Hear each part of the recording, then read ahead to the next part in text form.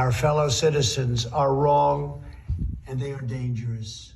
What is needed now is for us to listen to one another, not to silence one another.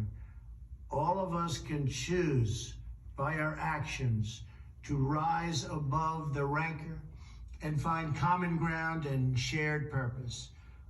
We must focus on advancing the interests of the whole nation, delivering the miracle vaccines, defeating the pandemic, rebuilding the economy, protecting our national security, and upholding the rule of law.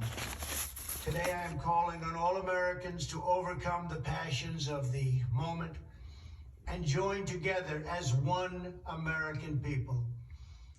Let us choose to move forward united for the good of our families, our communities, and our country.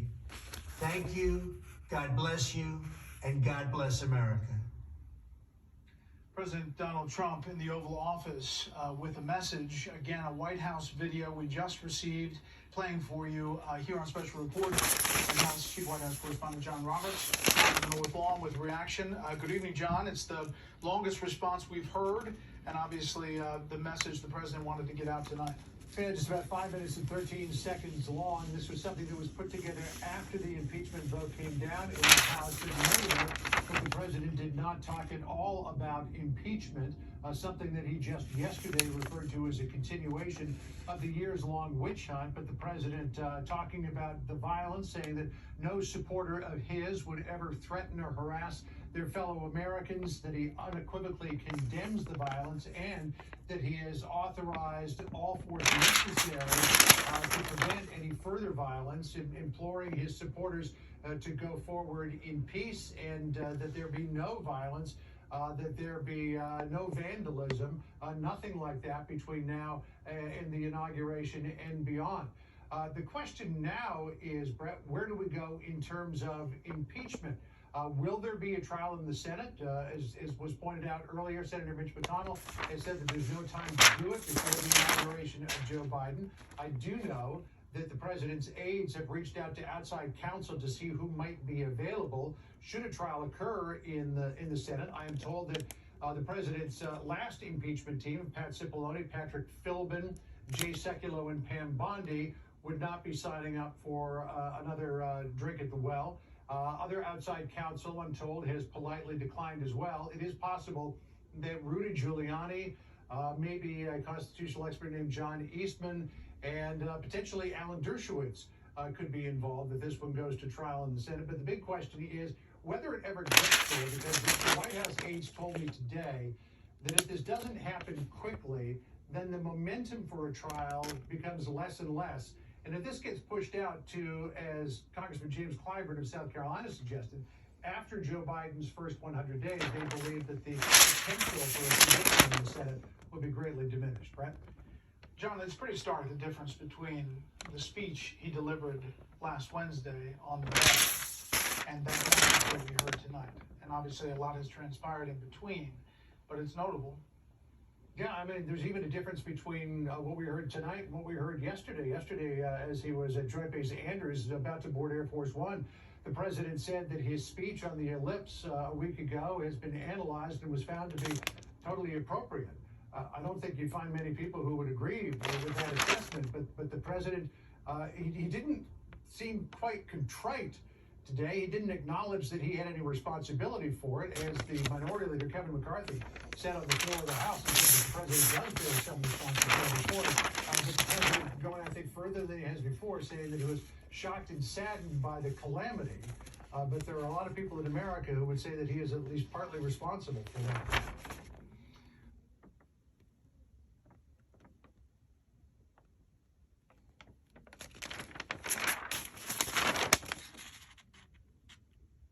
But first, we're going to head south for just a minute. By every objective measure, cases, deaths, hospitalizations, the state of Florida has handled the coronavirus much more effectively than states of New York, specifically New York and New Jersey. And they've done without destroying every small business in the state, and that's why those states are emptying out and moving to Florida. Florida, by the way, is leading New York in vaccine distribution as well. And at the same time, as we just noted, people are leaving those two states and moving to the state of Florida, which, by the way, is controlled by a Republican. And maybe that's why CNN is enraged by all of this. They don't want you to know that Chris Cuomo's brother is running New York, so instead they attack the state of Florida. And that's why this week on Monday, which would be, let's see, yesterday, one of CNN's activists posing as a reporter went after the governor of Florida to give this little speech. So here's directly from the Fox Tampa Bay political reporter Craig Patrick is following this exchange for us and the broader story. He joins us tonight. Hey, Craig. Hi there, Tucker. How are you? Great, thank you. So the state of Florida does seem like it's been the focus of a lot of media hostility recently. Have you noticed that? Well, certainly the governor's faced a lot of tough questions. With respect to the most recent controversies, there have been long waits in Florida for vaccines. That's true. There have been phone lines that have been overwhelmed and people frustrated and complaining. We're hearing a lot of that. But one of the biggest reasons for that is that the governor has placed a priority on moving all senior citizens 65 and over to the front of the line. There are 4.3 million seniors in the state of Florida. A byproduct of doing that will, in fact, be long waits at the beginning stages of distributing vaccines. But as the governor sees it, he's saying, look, the choice is, say, inoculating someone in their 20s versus someone who is a senior citizen. He's looking at case fatality rates, those more likely to become seriously ill or in some cases die. And he's thinking, in the interest of saving lives, that's the direction he's going to go. And there also, yes, has been controversy. A lot of us have seen the video of senior citizens camped out overnight outside of a hospital. But the governor has also said we're in the early stages and he is monitoring how well each hospital is doing and that future shipments of vaccines and doses will wind up going to the hospitals that do a better job of distributing those vaccines. Do you have the exchange between the governor and the CNN reporter today? Ready to roll? I don't know if I have seen it. Okay. I don't know. We're gonna roll it right now for our audience just to get some sense of the politics that have been intruded on this. Here's what happened. Watch this. What has gone wrong with the rollout of the vaccine that we've seen phone lines jammed, websites crash? There's a lot of demand. I mean, I think at the end of the day, excuse me. You just said what has gone wrong, so I'm answering the question. If I could complete the question, though. So you're going to give a speech or you're going to ask the question? We've seen websites crash and also senior citizens waiting overnight for the vaccine. Where was that at? We've seen it in Duval, Broward, Orange, and Lee. Why was there a big line? Did you investigate why? Could you tell us why? Because we distributed vaccine to hospitals, and the hospital said, first come, first serve. If you show up, we'll do it.